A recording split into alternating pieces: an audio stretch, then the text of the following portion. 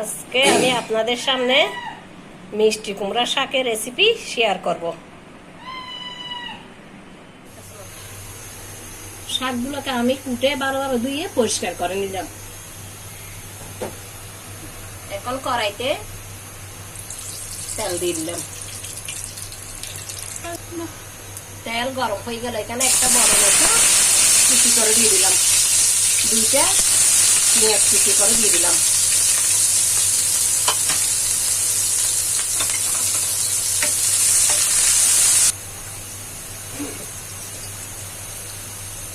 পেঁয়াজ ভাজা ভাজা হয়ে আসলো, এর উপর 5-6টা কাঁচামরিচ দিয়ে দিলাম, 2-3টা আলু কুচি করে দিয়ে দিলাম,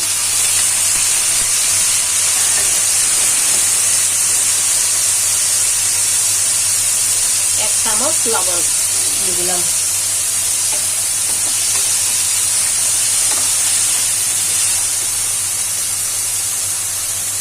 চিংড়ি মাছ দিয়ে দিলাম,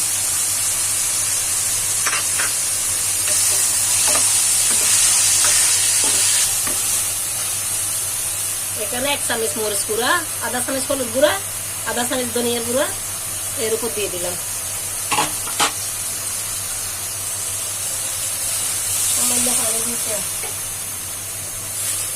পানি দিয়ে 4-5 মিনিট ঢাকনা দিয়ে কষাতে দিলাম।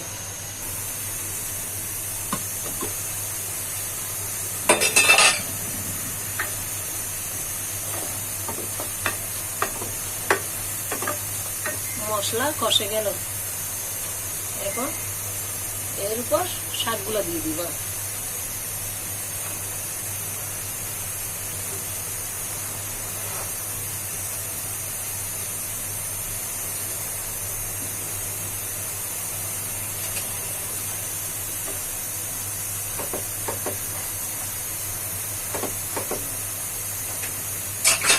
বা 2-3 মিনিটের জন্য ঢাকনা দিয়ে দিলাম।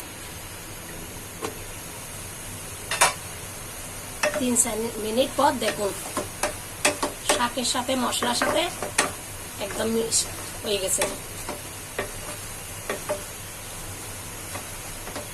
এখন এর উপর আধা মগ পানি দিয়ে দিলাম।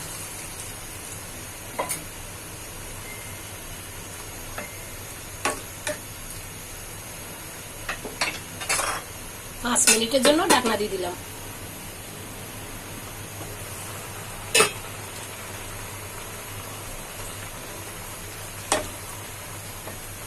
হয়ে গেল।